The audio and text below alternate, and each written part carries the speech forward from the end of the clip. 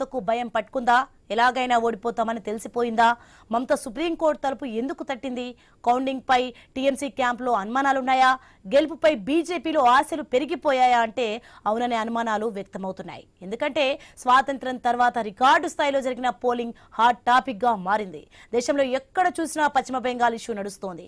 భారీగా పెరిగిన పోలింగ్ 2011 నుంచి అధికారంలో ఉన్న పార్టీకి అనుకూలంగానా లేక వ్యతిరేకంగానా అన్న దానిపై చర్చ జరుగుతోంది. ఎగ్జిట్ పోల్స్ చాలా సార్లు నిజం కాకపోయినప్పటికీ బెంగాల్లో ఎవరు గెలుస్తారు అనే $1 మిలియన్ ప్రశ్నలు తీవ్రతను మరింత పెంచుతున్నాయి. స్థానిక మీడియా నుంచి జాతీయ మీడియా వరకు అన్ని ఎగ్జిట్ పోల్స్ పై దృష్టి పెట్టాయి. ప్రభుత్వ ఏర్పాటుకు అవసరమైన మ్యాజిక్ ఫిగర్ ను బీజేపీ చేరుతుందని అంచనా పెరిగిపోతుంది. అటు టీఎంసీ బొటాబోటీ మెజార్టీతో విజయం సాధిస్తుందని కూడా కొన్ని ఎగ్జిట్ పోల్స్ వచ్చాయి. అయితే ఓటింగ్ అయిపోయిన తర్వాత మమతలో కనిపిస్తున్న ఆందోళన ఆమె సాధారణ వ్యవహార శైలికి భిన్నంగా కనిపించడంతో బీజేపీ తమ శైలిలో విశ్లేషిస్తోంది. ఏ పార్టీ ఎన్ని స్థానాలు గెలుస్తాయనే దానిపై మీడియా రిపోర్ట్లు ఎగ్జిట్ పోల్స్ తో స్పష్టత రానప్పటికీ టీఎంసీ బీజేపీ మధ్య హోరాహోరీ ఉందని మాత్రం అర్థమవుతోంది. ఎన్నికల ఫలితాలపై ఇప్పుడంతా చర్చ సాగుతోంది. రాజకీయ సర్కిల్లో విశ్లేషకుల మధ్య మాత్రమే కాకుండా టీ స్టాల్స్ లోనూ సాధారణ ప్రజల మధ్య రాష్ట్రమంతా చర్చ సాగుతోంది. అటు కౌంటింగ్ కు టైం దగ్గర పడుతున్న కొద్దీ అన్ని పార్టీలో ఉత్కంఠ పెరిగిపోయింది. మమత మాత్రం కౌంటింగ్ పై ఫోకస్ పెట్టింది. కౌంటింగ్ లో రాష్ట్ర ప్రభుత్వ ఉద్యోగులు కాకుండా కేంద్ర ప్రభుత్వ ఉద్యోగులను నియమించడమే ఇప్పుడు వివాదంగా మారిందని చెప్పాలి. దీనిపైనే మమత సుప్రీంకోర్టులో పిటిషన్ వేసింది.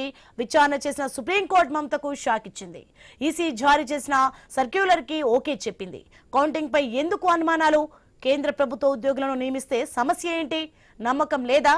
రాష్ట్ర ప్రభుత్వ ఉద్యోగులే ఎందుకు కావాలి? ఈసీతో ఎందుకు మమతకు వైరం?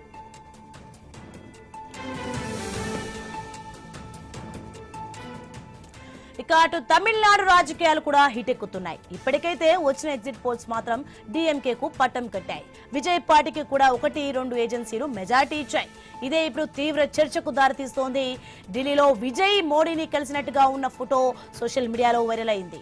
ఈ పరిణామాలతో బీజేపీతో విజయ్ పొత్తుకు ప్రయత్నిస్తున్నట్లు ప్రచారం జరుగుతోంది. దీంతో అలర్ట్ అయిన టీవీకే పొత్తుపై క్లారిటీ కూడా ఇచ్చింది. అయితే విజయ్ ఎన్డీఏతో పొత్తుకు ప్రయత్నాలు చేస్తున్నారా? మోదీతో విజయ్ ఫోటో దిగారా? ఢిల్లీలో ఏదైనా రహస్యంగా కలిశారా అన్న చర్చ కూడా సాగుతోంది. రెడ్డికి ఇదే అంశానికి సంబంధించి మరింత సమాచారం మా కొలీగ్ ఆశా న్యూస్ నుంచి లైవ్ సిద్ధంగా ఉన్నారు. ఎస్ ఆశా, మొత్తానికి బెంగాల్ తమిళనాడుపై అయితే ఫలితాలపై ఫోకస్ పెట్టినట్టుగా తెలుస్తోంది. ఇరువురి మధ్య హోరాహోరీగా పోటీ నడుస్తోంది. దీనికి సంబంధించిన పూర్తి అప్డేట్స్ ఏంటి? Good afternoon Soni, thank you. 5 రాష్ట్రాలు అంటే 4 రాష్ట్రాలు ఒక కేంద్ర పాలిత ప్రాంతంలో ఎలక్షన్స్ జరిగినప్పటికీ కూడా మెయిన్ గా అందరి ఫోకస్ మనకి పశ్చిమ బెంగాల్ పై ప్రధానంగా ఉంటే ఆ తర్వాత తమిళనాడు రాజకీయాలు. ఎందుకంటే పశ్చిమ బెంగాల్లో హోరాహోరీగా అక్కడ ఫైట్ నడుస్తోంది. దాంతో పాటు ఏ విధంగా ఉండబోతోంది, టీవీకే పార్టీ ప్రభావం ఏ విధంగా ఉంటుంది తమిళనాడులో అనేది ఈ 2 రాష్ట్రాలు ఎక్కువగా ప్రాధాన్యత సంతరించుకోవడానికి ఉన్నటువంటి అంశాలుగా మనం చూడొచ్చు. పశ్చిమ బెంగాల్ విషయానికి వస్తే కనుక మొదటి నుంచి కూడా బీజేపీ అక్కడ దృష్టి పెట్టింది. ప్రధాని కావచ్చు, కేంద్ర మంత్రి కావచ్చు, అక్కడ ఫోకస్ చేసినటువంటి సందర్భం మనం చూసాము. అనేక ర్యాలీలు చేశారు, బహిరంగ సభలు ఏర్పాటు చేశారు, దీదీ గవర్నమెంట్ మీద విమర్శలు చేస్తూ వచ్చారు. ఆ తర్వాత సరికి సంబంధించి ఎస్ఐఆర్ సంబంధించి అటు దీదీ కూడా సుప్రీంకోర్టుకు వెళ్ళడం, తన వాదన తనే వినిపించి అన్ని చూసిన తర్వాత ఎట్టి పరిస్థితుల్లోనూ ఈసారి పశ్చిమ బెంగాల్లో బీజేపీ పాగా వేయడం ఖాయం అంటూ బీజేపీ నేతలు చేసినటువంటి ప్రచారం. దాంతో పాటు ఓటింగ్ కూడా, ఓటింగ్ పర్సెంటేజ్ మనం చూస్తే ఎప్పుడు లేనటువంటి విధంగా నమోదు కావడం మనం సాధారణంగా చూస్తూ ఉంటాం. ఎప్పుడైతే ఓటింగ్ పర్సెంటేజ్ పెరుగుతుందో అప్పుడు ప్రజా వ్యతిరేకత, అంటే అధికార పార్టీ మీద వ్యతిరేకత ఉంది కాబట్టి ప్రజలందరూ ఇంటి నుంచి బయటకు వచ్చి ఓటు హక్కు వినియోగించుకున్నారనేది. దీనికి సంబంధించి పశ్చిమ బెంగాల్ అనాలిసిస్ వేరేగా ఉంది. ఎందుకంటే వారు గతంలో ఉన్నటువంటి ఎగ్జిట్ పోల్స్ ని బేరు చేసుకుంటున్నారు. దాని ప్రకారం చూసుకుంటున్నటువంటి తరుణంలో ఇది గతంలో కూడా ఈ విధంగా వచ్చాయి కాబట్టి మేము దీన్ని నమ్మట్లేదు, ప్రజలు మా వైపు ఉన్నారంటున్నారు. కానీ పశ్చిమ బెంగాల్ చోటు చేసుకున్నటువంటి పరిస్థితులు, ఘర్షణ వాతావరణాలు, కొట్లాటలు, ఈ రోజు మరి రీపోలింగ్ జరుగుతోంది అక్కడ ఈవినింగ్ వరకు కూడా. రిగ్గింగ్ జరిగినటువంటి సందర్భాలు, టేప్ వేసినటువంటి సిచ్యువేషన్స్ ఈవీఎంలలో. సో అటువంటి పరిస్థితుల్లో ఇప్పుడు మమత సుప్రీంకోర్టుకు వెళ్ళడం, ఎందుకంటే అక్కడ మైక్రో అబ్జర్వర్లుగా కేంద్రంలో ఉన్నటువంటి ఉద్యోగులను నియమించడం కాదు అంటూ కూడా సవాల్ చేస్తూ సుప్రీంకోర్టులో పిటిషన్ వేసింది. దాన్ని అయితే సుప్రీంకోర్టు కొట్టేసింది, ఈసీకి అధికారం ఉందంటూ చెప్పింది. ఇక తమిళనాడులో మొదటి నుంచి మనం చూస్తున్నాం, టీవీకి అధినేత విజయ్ ఫస్ట్ నుంచి కూడా నేను సొంతంగా ఒంటరిగానే వెళ్తాను, ఏ పార్టీతోనూ ముందుకు వెళ్ళనని చెప్పారు. అప్పుడు కూడా అనేక విమర్శలు వచ్చాయి. కానీ ఇప్పుడు బయటకు వస్తున్నటువంటి ఒక పిక్చర్ ద్వారా నిజంగానే టీవీకి అధినేత విజయ్ బీజేపీతో కలిసి ప్రయాణం చేసే అవకాశాలు ఏదైనా ఉంది. ఎందుకంటే రాజకీయాలు ఏదైనా జరగచ్చు. ఈ రోజు తిట్టుకుంటారు, రేపు కలుస్తారు, ఈ రోజు కలుస్తారు, రేపు విడిపోతారు. అది రాజకీయంగా చోటు చేసుకున్నటువంటి పరిణామాలను బట్టి అప్పటికప్పుడు పరిస్థితులు మారిపోతూ ఉంటాయి. మనం ఇక్కడే కాదు, చాలా సందర్భాల్లో చాలా రాష్ట్రాల్లో కూడా చూస్తున్నాం. సో ఇటువంటి సిచ్యువేషన్ లో ఏం జరగబోతోంది? ఇప్పటికే ఉన్నటువంటి 234 మంది ఎమ్మెల్యేలతో, అంటే 233 మంది ఎమ్మెల్యేలతో కూడా సమావేశం ఏర్పాటు చేసి ఫలితాలు ఎట్లా వచ్చినా సరే, ఒకవేళ వేరే వేరే పార్టీలు ప్రలోభాలకు గురి చేసినా వెళ్ళకండి అంటూ కూడా వాళ్ళందరితో మాట్లాడుతున్నటువంటి సిచ్యువేషన్స్ మనకు కనిపిస్తున్నాయి. విజయ్, ఏదైతే యాక్సిస్ మై ఇండియా ఇచ్చినటువంటి ఎగ్జిట్ పోల్ ప్రకారం చూస్తే కనుక జోష్ అయితే విపరీతంగా కనిపిస్తోంది. మరొక రకంగా కింగ్ మేకర్ కాదు, కింగే అవుతారు, విజయ్ సీఎం అవుతారని చెప్తున్నారు. ఇవన్నిటి గురించి మాట్లాడదాం. మనతో పాటు డిబేట్ లో పార్టిసిపేట్ చేస్తున్నారు పసుపులేటి సందీప్ రావు గారు ఉన్నారు, TVK party IT wing Andhra Pradesh రాష్ట్ర ఇన్ఛార్జ్.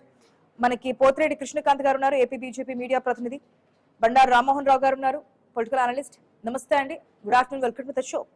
ఫస్ట్ సందీప్ రాయల్ గారు, మొదటి నుంచి ఒక పరిణామం చూస్తున్నాము. మేము సింగిల్ గానే ఉంటాము, ఎట్టి పరిస్థితుల్లోనూ వేరే పార్టీలతో పొత్తులకు వెళ్ళము, ప్రజలు మా వైపు ఉన్నారంటున్నారు. ఓకే, మీ ఓటు బ్యాంక్ ఉంది, ఎంతో కొంత గతంలో ఇదే మొదటిసారి చేస్తున్నప్పటికీ కూడా మహిళల ఓట్లు కావచ్చు, ఎస్ఎస్టీ ఓట్ బ్యాంక్ కావచ్చు, లేదంటే కనుక విద్యార్థుల ఓట్ బ్యాంక్ కావచ్చు, జంజీ సంబంధించినటువంటి ఓట్ బ్యాంక్ కావచ్చు, మీ వైపు టర్న్ అయింది అనేది అయితే కొంతవరకు తెలుస్తుంది. కానీ నిజంగానే అధికారం చేజిక్కించుకునే విధంగా ఉండబోతుందా, లేదంటే కనుక కాస్త ఎడ్జ్ లో ఉంటే కింగ్ మేకర్ గా ఉంటే బీజేపీకి సపోర్ట్ చేసి బీజేపీని అధికారంలో తీసుకురావడానికి ప్రయత్నాలు జరుగుతున్నాయనేది ఇప్పుడు వస్తున్నటువంటి ప్రశ్న.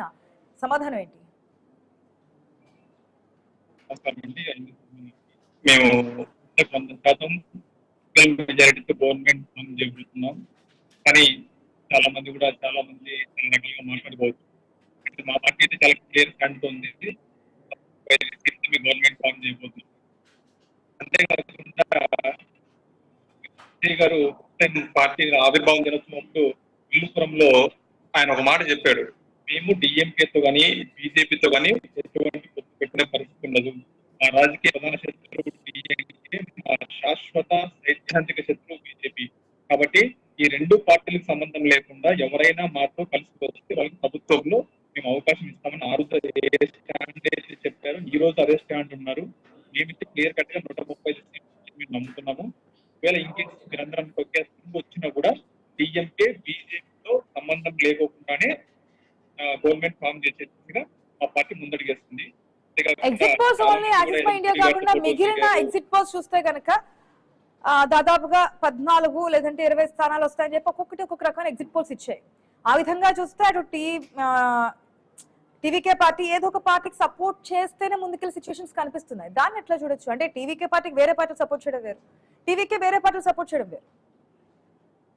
మీరు చెప్పింది కరెక్టే. మేమైతే ఇప్పటికి కూడా యాక్సెస్ ఇండియా చెప్పింది కానీ ఇంకోటి చెప్పింది కానీ ఇంకా వాళ్ళు ఇంకా తక్కువ అంచనా వేశారు. యాక్సెస్ ఇండియా 98 నుంచి 120 వరకే చెప్పింది. మేము 135 సీట్ల పైన వస్తాయని మేము బలంగా వెతుకుతున్నాము. సర్వేలు ఏదో వాళ్ళు మిగతా స్టేట్లలో ఉన్న పార్టీలు పెట్టి పోలుస్తున్నారు. మేము క్లియర్ కట్ గా పార్టీ పెట్టిన రోజు కూడా మేము ఎంజీఆర్ ఎన్టీఆర్ స్థాయిలోనే ఎలక్షన్ చేయబోతున్నాం. వాళ్ళ గ్రూప్తోనే రిజల్ట్స్ కూడా రాబడతామని ఓట్లు సపోర్ట్ చేయడానికి మేము పార్టీ పెట్టలేదు, చదవడానికి పార్టీ పెట్టారు. బీజేపీతో సో మీ యొక్క ఇన్స్పిరేషన్ ఎన్టీఆర్ అంటారు. పార్టీ పెట్టిన కొత్తల్లోనే అతి తక్కువ కాలంలోనే ముఖ్యమంత్రి అయ్యే పార్టీ కింద టీవీకే పార్టీ, ఆనాడు ఎన్టీఆర్ తెలుగుదేశం పార్టీని స్థాపించి అధికారంలోకి వస్తే ఇప్పుడు టీవీకే పార్టీని స్థాపించి విజయ్ ముఖ్యమంత్రి అవుతారంటారు. ఓకే, ఒక నిమిషం సందీప్ గారు, మీ ఆడియో బ్రేక్ అవుతూ వస్తుంది, ఒక్కసారి సిగ్నల్ అని చెక్ చేసుకోండి, ప్రేక్షకులకు కూడా క్లియర్ కట్ గా అర్థమవుతుంది. ఒక్క నిమిషం ప్లీజ్. ఎస్ సార్, కృష్ణకాంత్ గారు నమస్తే అండి. నమస్తే అండి. కృష్ణకాంత్ గారు, ఏంటి అటు పశ్చిమ బెంగాల్లో ఇటు తమిళనాడులో ఏ విధంగా ఉండబోతున్నాయి రాజకీయాలు? అసలు దీది మమతా బెనర్జీ వెర్షన్స్ చూస్తుంటే కనుక అటు రెండింటికి టఫ్ అని కనిపిస్తుంది. ఎగ్జిట్ పోల్స్ ప్రకారం చూసుకుంటే కనుక ఒకసారి కొన్ని సర్వేస్ ఏమో అటు టీఎంసీ అంటున్నారు, కొన్ని సర్వేస్ ఏమో లేదు బీజేపీ అంటున్నారు.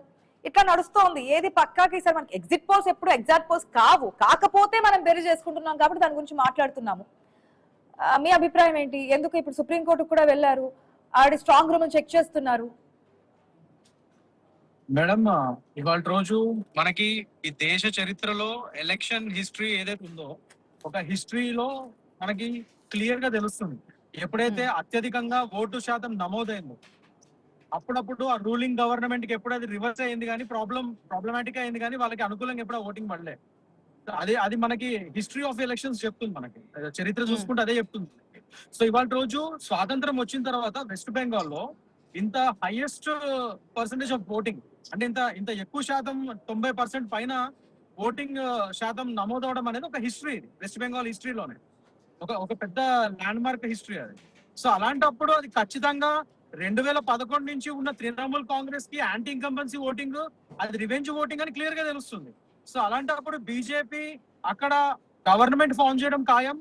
కాకపోతే ఈ ఎగ్జిట్ పోల్స్ చాలా మటుకు ఎలా చెప్తున్నాయంటే బీజేపీకి లీడింగ్ ఇస్తున్నాయి, కానీ కేవలం 10 నుంచి 15 వరకే లీడింగ్ లో ఉన్నట్టు చూపిస్తున్నాయి. సో అవన్నీ తప్పుడు ఎగ్జిట్ పోల్స్ అంట నేను.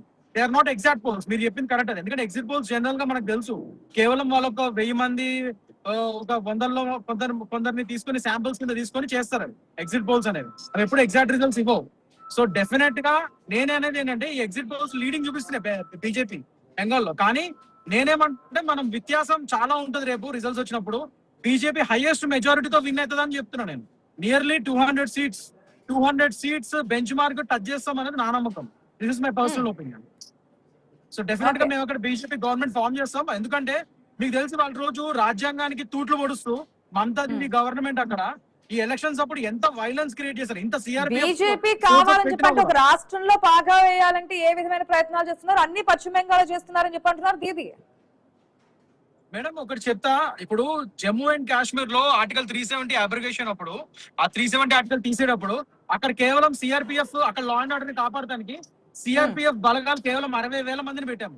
కానీ వెస్ట్ బెంగాల్ లో ఎలక్షన్స్ కండక్ట్ చేయడానికి దగ్గర 2.5 లక్షల పైచీలకు సిఆర్పిఎఫ్ ఫోర్సెస్ తీసుకురావాలి. సిఆర్పిఎఫ్ బలగాలను చూసే క్వశ్చన్ చేస్తున్నారు. కేంద్ర బలగాలు అక్కడ ఉండి మా పార్టీ కోటేనివ్వకుండా బీజేపీ కోట వేసే విధంగా చేస్తున్నారు అక్కడ ఉండి అని. అలా సింపుల్ లాజిక్ ఒకటి చెప్తాను. సిఆర్పిఎఫ్ బలగాలు ఎక్కువ ఉండటం వల్ల మరి ఓటు శాతం తగ్గాలి, కానీ పెరిగింది ఎందుకు పెరిగింది అంటే సిఆర్పిఎఫ్ వచ్చి ఓటేసింది అక్కడ కాదు కదా, అక్కడ జనాలే కదా. ఇతర రాష్ట్రాల నుంచి వలస కార్మికులకి ఉన్న బెంగాల్ వాస్తవ్యులు కూడా పనిమాన ట్రైన్ టికెట్లు అవి డబ్బులు పెట్టుకుని మరి వచ్చి మరి ఓటింగ్ వేశారు. ఇది ఖచ్చితంగా అధికార పార్టీని దించడానికే రివెంజ్ ఓటింగ్, చేంజ్ ఓటింగ్ అయింది అక్కడ బెంగాల్ తెలుస్తుంది. సో డెఫినెట్ గా సిఆర్పిఎఫ్ బలగాల్ని ఫోర్త్ రోజు తప్పకుండా మాట్లాడదాం. అప్పుడు ఫలితాలు ఎగ్జాక్ట్ ఫలితాలు వస్తాయి కాబట్టి 4వ తేదీన వచ్చినటువంటి ఫలితాలను బట్టి మాట్లాడదు. నిజంగా ప్రజా వ్యతిరేకత మీద బీజేపీ కోటేశారు, లేదంటే బీజేపీ ఇచ్చినటువంటి మేనిఫెస్టో సంక్షేమ పథకాలు హామీలకు సంబంధించి ప్రజలు మీ వైపు తిరిగారనేది కూడా మాట్లాడదాం. ఒక నిమిషం అండి, డిబేట్ కంటిన్యూ చేద్దాం. దానికంటే ముందు ఒక షార్ట్ బ్రేక్ తీసుకుందాం. Stay tuned.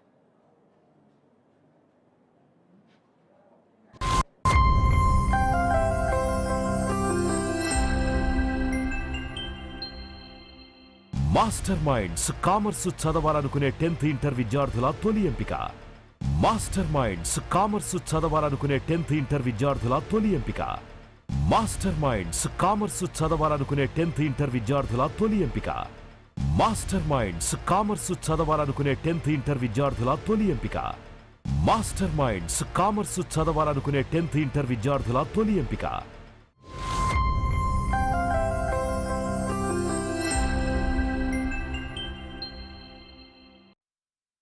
Welcome back to question hour. S Rammohan Rao గారు నమస్తే అండి.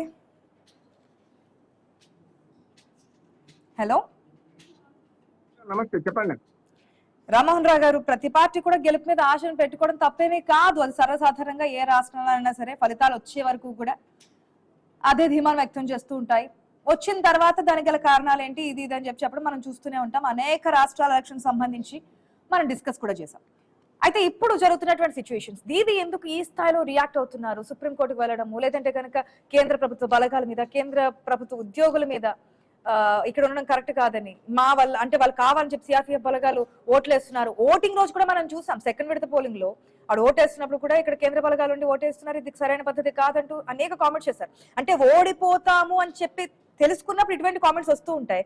దాన్ని ఆ పరిగణలోకి తీసుకోవాలా, లేదంటే కనుక కేంద్ర ప్రభుత్వం నిజంగానే చేస్తోంది, ప్రజలు చూస్తున్నారు అనే విధంగా తీసుకోవాలా, ఎట్లా చూడాలంటారు? ఫస్ట్ పశ్చిమ బెంగాల్ గురించి మాట్లాడుకుందాం. ఆశ గారు, మీకు మిత్రులు కృష్ణకాంత్ గారికి, సందీప్ గారికి అన్ని నమస్కారం. 2 నిమిషాలు మాట్లాడుకోవాలి. ఒకటి, పశ్చిమ బెంగాల్ విషయానికి వస్తే డీపీ వర్సెస్ మోదీ అయిపోయింది. యాక్చువల్ గా ఈ వ్యక్తులకు వచ్చేసి తృణమూల్ కాంగ్రెస్, బీజేపీ గతంలో ఉన్న కమ్యూనిస్ట్ పార్టీ, కాంగ్రెస్ పార్టీ పునారిపోయింది. ఒక రకంగా పిల్ల కాంగ్రెస్ లాంటి మనకు ఆంధ్రప్రదేశ్ లో గల వైసీపీతోనో అక్కడ కాంగ్రెస్ నుంచి తిరుగుబాటు చేసి వచ్చిన మమతా బెనర్జీ తృణమూల్ కాంగ్రెస్ మరో కాంగ్రెస్ నడుస్తుంది. కానీ కాంగ్రెస్ కమ్యూనిస్ట్ కాలం జరిగింది. ఈ 2 పార్టీల మధ్యన పోటీ ఉన్నప్పుడు ఏదైనా సునామీ జరిగితే తప్ప, సునామీ వస్తే తప్ప బీజేపీ గెలవని మొదటి చెప్తున్నాను. ఎందుకంటే యాక్చువల్ గా 77 సీట్లు ఉన్నాయి. మొన్నటి ఇప్పుడు రద్దు కాకముందు అసెంబ్లీస్ 77 సీట్లు బీజేపీకి ఉన్నాయి, 215 సీట్లు అది మమతా బెనర్జీకి ఉన్నాయి. చూస్తే ఈ 77 144 అయితే 77 మరో 77 తోడైతుంది. అప్పటికి కూడా ఇంకో 4 సీట్లు తక్కువ 148 మ్యాచ్ కనుక అంటే దాదాపు 82 సీట్లు వస్తే తప్ప ఒక్క సీటు మెజార్టీతో బీజేపీ ఉండదు అక్కడ. బీజేపీ వర్సెస్ మన తృణమూల్ కాంగ్రెస్ కాదంటే ఇప్పుడు ఏమైందంటే మొదటి సర్వేలు అన్ని కూడా ఏది ఎగ్జిట్ పోల్స్ ఎగ్జాక్ట్ పోల్స్ కానే కావు. యాక్చువల్ గా ఇద్దరు మిత్రులందరినీ చూపించండి, ఎందుకంటే పోలింగ్ శాతం పెరగలేదమ్మా, ఉన్నవాడే ఓటేశారు. కానీ సరు ప్రక్రియ నేను మొదటి చెప్తున్నాను, 100 ఓట్స్ లో 20% ఓట్లు పోయినాయి కదా. ఆ 20% ఓట్లు చచ్చిపోయిన వాళ్ళు, ఊళ్ళో లేని వాళ్ళు ఓట్లు లేని వాళ్ళు ఓట్లు కదా. ఆ 100లో లెక్క పెడితే మొదటి దాకా అయిన పోలింగ్ ఇప్పుడు సేమ్ అయింది. కానీ అప్పుడు ఏమైంది, ఆ 100లో లెక్క పెట్టుకోవడానికి చెత్తా చెదరం కలపడం వల్ల అది 20% మోగిన ఆయన అది 100 ఆటోమేటిక్ గా గతంలో ఉన్న పోలింగ్ అంతే ఉన్నా కూడా 90% అనిపిస్తుంది కదా. అందుకని సర్వ్ వల్ల పోయిన ఓట్లు అంటే ఓట్లు కరెక్ట్ అంటున్నా, ఓట్లు పోవడం కరెక్ట్ అంటున్నది, అది తప్పు కాదు. పశ్చిమ బెంగాల్ ఒక వివాదం ఉంది, కానీ మిగతా దేశవ్యాప్తంగా 12 రాష్ట్రాల్లో జరిగిన సర్వ్ వల్ల ఏమైందంటే చెత్తా చెదరం పోయింది, నిజమైన ఓటర్లు మిగిలారు. కానీ నిజమైన ఓటర్లలో అదే శాతం మారింది, కానీ ఓటర్లు వాళ్ళే అంటున్నారు. కనుక మన పోలింగ్ శాతం పెరిగింది, బ్రహ్మాండంగా పెరిగింది, ఓటర్లు పోటెత్తారని బట్టి మాట అదే ఓటర్లు వేశారు, శాతాలు మారడానికి ఇది కారణం అంటున్నారు. కనుక దాన్ని బట్టి మనం ఈ అంచనాలు వేయడానికి వీల్లేదు. యాక్సెస్ మై ఇండియా స్పష్టంగా చెప్పింది కదా. నేను మొదటి చెప్తున్నాను, నేను 50 ఏళ్ల క్రితం నుంచి రిపోర్టర్ను, ఈనాడు 9 ఏళ్ళు చేశాను. అప్పుడు చూస్తే ప్రింట్ మీడియా మాత్రమే ఉండేది 40 ఏళ్ల క్రితం.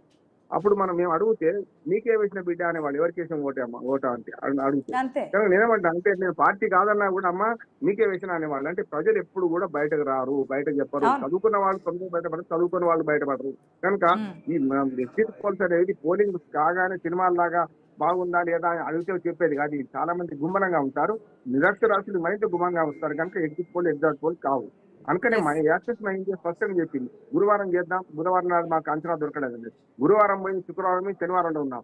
ఇప్పటికీ యాక్సెస్ మై ఇండియా అక్కడ పోల్ పర్సెంటేజ్ బట్టి ఎవరు ఎప్పుడు గెలుస్తారు, ఎట్లా గెలుస్తారు అని చెప్పలేకపోతుంది కదా. ఒక మంచి సంస్థ, అదే విజయ్ గెలుస్తారని తమిళనాడు చెప్పిన అదే సంస్థ. కనుక నేనేమంటా అంటే అంచనాలకు అందని ఊహకు అందని ఫలితాలు వస్తే మమతా బెనర్జీ ఓడిపోతారు. ఇప్పటికీ మమతా బెనర్జీ గెలుస్తారు. నేను చెప్తున్నా ఎగ్జిట్ పోల్స్ ఇప్పుడు ఎగ్జాక్ట్ పోల్స్ కావు. గతంలో అనేక సందర్భాల్లో మనం కూడా చూసాము, ఫలితాలు తారుమారైన సందర్భాలు. ఎగ్జిట్ పోల్స్ అన్ని సంస్థలు ఒకే విధమైన సర్వే రిపోర్ట్స్ ఇచ్చినా ఫలితాలు భిన్నంగా వచ్చినటువంటి సందర్భాలు మనం చూసాం. కాకపోతే ఇప్పుడు దీని రియాక్షన్స్ ఎట్లా చూడాలనేది చెప్తాం. అందుకని ఏమైందంటే గ్రౌండ్ ప్రిపేర్ చేసుకుంటుంది. ఒకవేళ ఓడిపోతే ఎట్లా, గెలిస్తే ఎట్లా. గెలిస్తే నాకు గొప్ప అంటారు. ఇప్పుడు ఒకవేళ చిన్న పొరపాటుతో 148 సీట్లు బీజేపీకి వచ్చినాయి అనుకోండి, ఒక సీటు ఎక్కువ, అప్పుడు ఆటోమేటిక్ గా కారణాలు ఇవన్నీ కేంద్ర బలగాల మీద, ఎలక్షన్ కమిషన్ మీద, ఆఖరి సుప్రీంకోర్టు మీద కూడా రేపొద్దున ఆమె అరుస్తుందని నేను అసలు పోయింది కదా. సుప్రీంకోర్టు సొంతంగా స్వయంగా వాదనలు వినిపించింది. సుప్రీంకోర్టు ఏమన్నది, జస్ట్ చాలా మంచిగా వాదించారు అన్నది. కానీ తీర్పు ఏమొచ్చింది, వ్యతిరేకంగా వచ్చింది కదా. సుప్రీంకోర్టు అక్కడ వ్యతిరేకంగా వచ్చింది. నిన్న కూడా అంతే కదా, హైకోర్టుకు వెళ్ళింది. కేంద్ర బలగాలైనా రాష్ట్ర బలగానే ఉద్యోగులు కదా. మన దేశంలో ఉన్నంత నేను స్పష్టంగా చెప్తాను, మన భారతదేశంలో అది మా ఆనాడు ప్రధానమంత్రి నెహ్రూ నుంచి వాడి మోడీ దాకా ప్రభుత్వాలు మారినా పార్టీలు మారినా కూడా మనకు ఎన్నికల విధానాలు చాలా మంచిగా ఉన్నట్టున్నాయి. 3 ఉంటాయి. ఒకటి జనాభా లెక్కలు కరెక్ట్ చేస్తాం, ఇమ్యునైజేషన్ ఒకటి. ప్రపంచంలో మనం అత్యంత ఎన్నికలు సారా మారుతున్నాయి. సారా డబ్బులు అంటుకుంటే ఏ పార్టీ గెలుస్తలేదు, అది దుర్మార్గం. కానీ ఎన్నికల వ్యవస్థలో ఇటువంటి పొరపాట్లు లేకుండా అమెరికా అధ్యక్షుడు గెలిచిండా ఓడినందుకు ఓడిన వాడు ఒప్పుకునేదాకా, అల్గోరే ఒప్పుకునేదాకా జార్జ్ బుష్ గెలిచిందని ప్రకటించలేదు కదా. అట్లాంటి వ్యవస్థ కాదు మన దాచున్నాం. అంటే వాలంటీర్లతో చేస్తారు, ప్రభుత్వ ఉద్యోగులతో చేస్తారు. అందుకని సుప్రీంకోర్టు స్పష్టంగా నిర్ణయం ప్రకటించింది, కేంద్ర ప్రభుత్వ ఉద్యోగులు, రాష్ట్ర ప్రభుత్వ ఉద్యోగులైనా ప్రభుత్వానికి బాధ్యత వహిస్తారు తప్ప పార్టీలకు బాధ్యత వహించరు, పార్టీలకు లొంగరు అని స్పష్టంగా ప్రభుత్వ ఉద్యోగుల నిష్పక్షపాతాన్ని దాన్ని సమర్థించింది. అందుకనే చెప్పినటువంటి యాక్సెస్ మై ఇండియా ఇచ్చినటువంటి సర్వే రిపోర్ట్స్ ప్రకారం చూస్తే మెజారిటీ వస్తుంది, విజయ్ ముఖ్యమంత్రి అవుతారని చెప్తున్నారు. దాన్ని ఏ విధంగా చూడొచ్చు? ఇప్పుడు ఏదో గతంలో తీసుకున్న ఫోటో అయినా సరే ప్రధానితో తీసుకున్న ఫోటో వైరల్ అవుతోంది. సో బీజేపీతో ఉన్న పొత్తులోకి వెళ్ళబోతున్నారు ఆఫ్టర్ రిజల్ట్స్ అనేది. భాష గారు ఇక్కడేమో చెప్పలేకపోతున్నా అనేది యాక్సెస్ ఇండియా ఇక్కడికి వచ్చి చెప్తుంది. దానికి కారణం ఏంటంటే హీరో మీద అభిమానం చాలా ఉంటుంది. ఇప్పుడు సినిమా రిలీజ్ కాగానే ఫస్ట్ కాగానే బయటకు వచ్చినప్పుడు ఎట్లా స్పందన చెప్తాను, సూపర్ అంటారు, అట్లాంటి స్పందన అని నేను అనుకుంటున్నాను. విజయ్ మీద అందరికీ అభిమానం ఉంది. అందరూ శాఖాహారులే, రొయ్యల గంప మాయమధ్య అంటున్నాను. విజయ్ మీద నాకు వ్యతిరేకత లేదు. కానీ విజయ్ మనకు మరొక పవన్ కళ్యాణ్ అవుతారేమో అని కనిపిస్తుంది. ఎందుకంటే 2019 పవన్ కళ్యాణ్కి ఏ వచ్చిందో అట్లా అవుతారు. లేకపోతే 2009లో చిరంజీవి గారు లాగా, చిరంజీవి గారికి 16% ఓట్లు 18 సీట్లు వచ్చినాయి కదా, ప్రజారాజ్యం తెలంగాణలో పార్టీ 2 మాది. వచ్చినాయి కదా. అట్లా అంటే ఓ 10 నుంచి 18 సీట్లు వచ్చాయి అనుకోండి, అప్పుడు కింగ్ మేకర్ ఎవరు అవుతారు? ఖచ్చితంగా విజయ్ అవుతారు. ఒకవేళ పవన్ కళ్యాణ్ లాగా 2019కి వస్తే అట్లా అయింది అనుకోండి, మరి తాను ఓడతారా గెలుస్తారనే పరిస్థితి ఉంటుంది. అని గెలుస్తాడు సమస్య లేదు, కానీ చాలా వరకు పోల్ మేనేజ్మెంట్ లేదు వాళ్ళకి. రెండోది పోల్ మేనేజ్మెంట్ లో ముఖ్యంగా పార్టీ కార్యకర్తలు ఉండాలి. పోలింగ్ బూత్ వరకు తీసుకొచ్చే కార్యకర్త లేకుండా అది ఓటు మేనేజ్మెంట్ ఉండదు, పోల్ మేనేజ్మెంట్ ఉండదు కనుక ఆయన ఆటలో అరటిపండు అవుతారని నేను చెప్పను, కానీ ఆటలో కింగ్ మేకర్ అయితే అవుతారు గ్యారంటీ అనుకుంటున్నాను. 10-20 సీట్లు వచ్చినా ఆయన కింగ్ మేకర్ అవుతారు. అందుకని ఇప్పుడు ఏమవుతుందంటే మ్యాచెస్ బై ఇండియా ఇక్కడికి వచ్చేకల్లా అందరూ వెలుగుచ్చారు. తమిళనాడులో కొంచెం భావోద్వేగం ఎక్కువ ఉంది. భావోద్వేగంలో సినిమా నటుల పట్ల ఆసక్తి అనురాగం కూడా ఎక్కువనే కనుక డిఎంకేకే గతంలో ఎడ్జ్ చూసాం మనకి కదా, చాలా సర్వే రిపోర్ట్స్ లో కనిపించింది.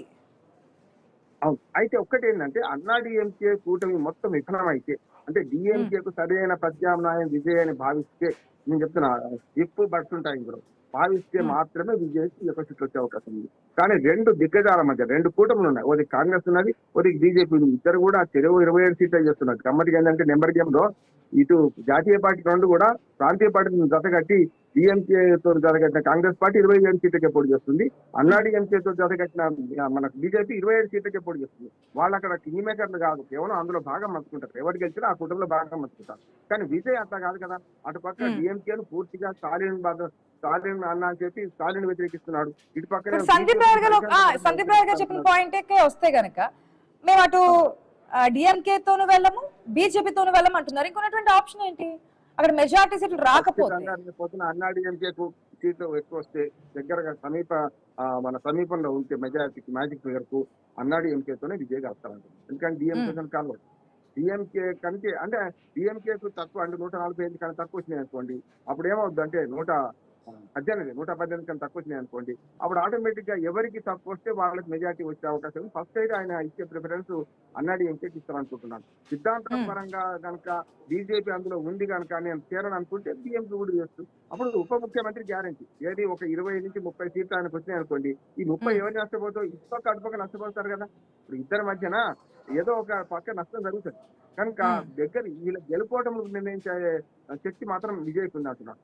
ఒక 10% ఓట్లు కనుక తను తీసుకున్నాను అనుకోండి, మొత్తం అన్నా డిఎంకే కూటమి డిఎంకే కూటమి మధ్యన చాలా వేరియేషన్. రాజకీయాలని చాలా జాగ్రత్తగా ఆచితూచి ముందుకెళ్తున్నారు విజయానికి వచ్చి. ఎందుకంటే అన్ని చోట్ల 234 నియోజకవర్గాల్లో తాను కూడా 2 నియోజకవర్గాలు పోటీ చేస్తున్నారు కాబట్టి మిగిలిన ఎమ్మెల్యేలుగా పోటీ చేసినటువంటి అభ్యర్థులందరినీ కూడా పిలిచి మీటింగ్ ఏర్పాటు చేసి ఇది ఈ విధంగా ఉంటుంది, నేను ఇక్కడ ఉంటాను, ఫలితాలు వచ్చినట్టు నా దగ్గరికి వచ్చి కలవండి, వెళ్ళకండి అంటే ముందుగానే ఒక స్ట్రాటజీ ప్రకారం ముందుకెళ్తున్నారు. అది పార్టీలు మనకి తెలిసిందే, ముందుగానే లాలుషులు చేస్తూ ఉంటారు, లేదంటే కనుక వేరే వేరే ప్లేసెస్ తీసుకెళ్తూ ఉంటారు, ఈ మంత్రాలు జరుగుతూ ఉంటారు, కొనుగోలు కార్యక్రమాలు జరుగుతూ ఉంటాయి. కాబట్టి అటువంటి ఏం జరగకుండా ఇప్పటి నుంచి జాగ్రత్త పడుతున్నారు అనుకోవచ్చా? ఏదైతే రిపోర్ట్స్ ఎగ్జిట్ పోస్ట్ తర్వాత లేదంటే కనుక ప్రజల నుంచి వచ్చినటువంటి స్పందన కావచ్చు ఇవన్నీ చూసిన తర్వాత గెలిచిన వాళ్ళని దక్కించుకోవడం కూడా విజయ్కి సవాలే అంటుంది. ఎందుకంటే గెలవక ముందే పోటీ చేసేటప్పుడే ఒక అభ్యర్థి మోసం చేసింది.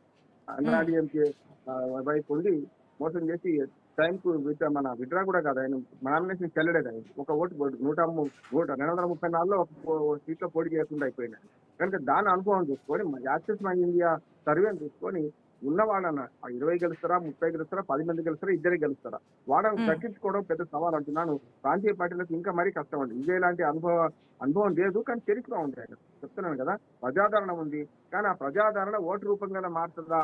యూత్ ఓటర్స్ ఆయన పక్కన ఉన్నారు, కానీ సాంప్రదాయ ఓటర్లు డిఎంకే అన్నా డిఎంకే మధ్యన ఉంటారు కదా. అప్పుడు ఎట్లా అన్నప్పుడు డిఎంకేకు సరైన ప్రత్యర్థి వీరే అని అనుకుంటే మాత్రమే ఒక మిరాకిల్ జరగాలి, విజయ్ గెలిచే అవకాశం. యాక్సెస్ మై ఇండియా సర్వే ఒకటి మాత్రమే విజయ్కి 120 దాకా వస్తాయని చెప్పింది, కానీ మిగతా ఎవరు చెప్పలే కదా. ఇప్పటికి నేను ఈ 2 కుటుంబాల మధ్య పోటీ ఉందంటున్నాను. ఆయన ఆటలో అరటి పండు కాదు, కానీ కింగ్ మేకర్ అయ్యే అవకాశం మాత్రం విజయ్కి ఉందనుకుంటున్నాను. దానిలో భాగంగానే ఆ 20-30 తను దక్కించుకున్న వాటిని కాపాడుకుంటే దొడ్లో చేయాలి కనుక అటు రిజల్ట్స్ రాగానే తన దగ్గరికి రమ్మని చెప్పారు. దానికి అనుగుణంగా కొన్ని చర్యలు కూడా చేపడుతున్నట్ట. దగ్గర వాళ్ళని తీసుకొని అభ్యర్థి వెంపటే ఉండి అభ్యర్థిని ఒక రకంగా కిడ్నాప్ చేసినంత పని తీసుకొని, తప్పదు కదా రాజకీయాల్లో సన్యాసుల మాటలు కావు కనుక తీసుకొని తన దగ్గర పెట్టుకునే ప్రయత్నం చేస్తున్నాడు. ఈ 2 రాష్ట్రాలే కీలకం. అక్కడ నెక్స్ట్ కేరళ ఉన్నది, అట్లా పుదుచ్చేరి అస్సాం బీజేపీ స్పష్టంగా అయిపోయింది. ఈ 2 రాష్ట్రాలు దేశ రాజకీయాలు ప్రభావితం చేస్తాయి. అటు స్టాలిన్ ఇటు మమతా బెనర్జీ భవిష్యత్తు తెలుస్తాయి, అట్లాగే ఇండి కుటుంబ భవిష్యత్తు అనేది కూడా తెలుస్తుంది కనుక ఈ రెండు చాలా ఆసక్తిగా ఉన్నాయి. ఇంకా సరిగ్గా 40 గంటలు చెక్ చేద్దాం. మొదలవుతుంది. రిజల్ట్స్ గురించి ఆ 5 రాష్ట్రాలకు సంబంధించే కాదు, యావత్ దేశం అంతా వెయిట్ చేస్తుంది పశ్చిమ బెంగాల్ తమిళనాడు రాజకీయాల్లో ఏం జరగబోతుంది అనేది. మే 4వ తేదీన క్లియర్ గా తెలుస్తుందంటే ఎగ్జాక్ట్ పోల్స్ వచ్చిందని మనం మాట్లాడదాం. అంటే ఫలితాలు వచ్చిన తర్వాత ఏ ఏ రాష్ట్రాలు ఏ విధంగా ఉండబోతోంది, ఎందుకు జరిగాయి ఫలితాలు ఈ విధంగా రావడానికి కారణాలు ఏంటి, పార్టీలు చేస్తున్న ప్రయత్నాలు ఏంటి, ఓటర్లను ఏ విధంగా ఆకర్షించాలనే విషయాల గురించి తప్పకుండా మాట్లాడదాం. అప్పటి వరకు వెయిట్ చేసి చూద్దాం ఈ లోపు ఏం పరిణామాలు జరుగుతాయనేది. Thank you so much debate లో పార్టిసిపేట్ చేసిన అందరికీ కూడా. ఇది వాళ్ళ క్వశ్చన్.